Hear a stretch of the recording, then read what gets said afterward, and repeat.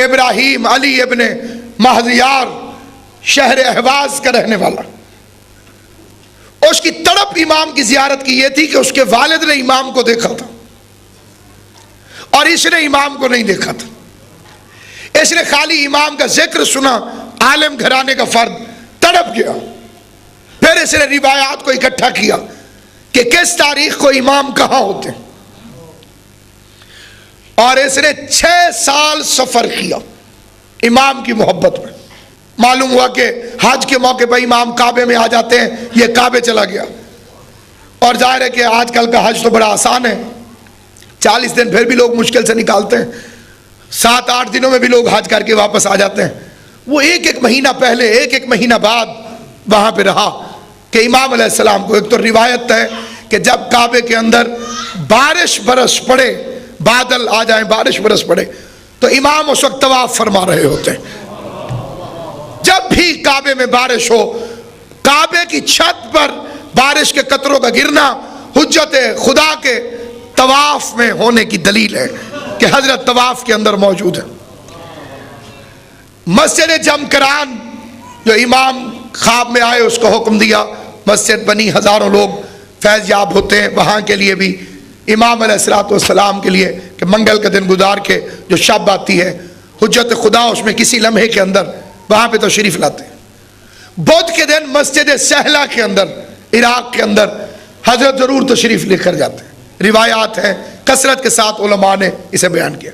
اور شب جمعہ تو کوئی ولی ہو، نبی ہو، پیغمبر ہو، وصی ہو، اس کے لیے مخصوص ہے کربلا معلی. جمعے کے دن نجف اشرف امیر المومنین کے روزہ اطہر سرکار موجود ہوتے ہیں. ہفتے اور اتوار کے دن ائمہ بقیع کے مزارات پر سرکار کا وہاں پہ وجود باپ مثلا چل پڑا. ایک شہر میں 6 مہینے، 5 مہینے، اس بدھ نہیں مل سکے اگلے بدھ مل جائیں گے، اس میں نہیں ملے اگلے میں مل جائیں گے، مسلسل رہا. بالآخر تھک گیا اور پاؤں سے خون جاری تھا اور کعبے کے باہر بیٹھا ہوا تھا. ایک حسین و جمیل نظر آیا اور اس نے اسے دیکھا تو کھڑے ہو گیا. ابھی یہ کچھ بولا نہیں تھا، وہ بول پڑا، مجھے وہ نہ سمجھ جسے تو ڈھونڈ رہا ہے، میں تو اس کا بھیجا ہوا نمائندہ ہوں. اور مولا فرما رہے اگر ہم سے ملنا چاہتے ہو تو طائف پہنچو. طائف وہ خطہ ہے جو جنت سے اتارا گیا.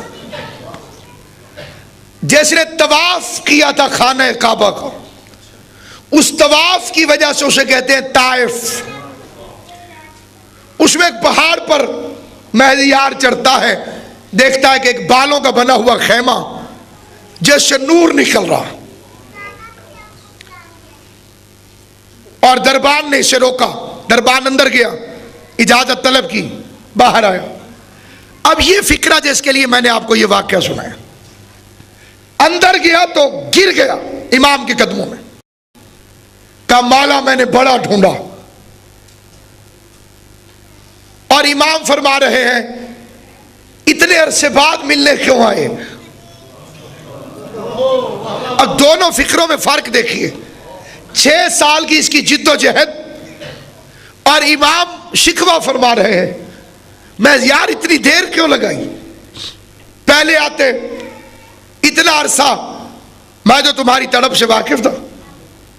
تو مولا مجھے معلوم نہیں تھا کہ آپ کہاں ہیں. تو امام کے چہرے پہ جلال آ گیا کہ اگر تمہیں امام معلوم نہیں ہے پھر ہمارے علاوہ کون ہے جس کا ایڈریس تمہیں معلوم ہو، جس کا پتہ تمہیں معلوم ہو، جس کا راستہ تمہیں معلوم ہو. سنو، ہم تمہارے گھر کی ہر خوشی میں آتے ہیں، ہم تمہارے گھر کے ہر غم میں آتے ہیں. تم روتے ہو تو ہم چپ کرانے کے لیے آتے ہیں، تم ہنستے ہو تو ہم تمہارے پاس ہوتے ہیں. تمہارے اعمال نے تمہیں ہم سے دور کر دیا ہے، تمہارے اعمال ہیں جن کی وجہ سے دوری ہے. کہ امیر المومنین کے لشکر کا جو CNC تھا وہ سپاہی ہے امام زمانہ کا. وہاں رینک یہ تھا کہ chief of the army staff Malik Ashtar, اور یہاں پہ سپاہی ہے امام زمان علیہ السلام.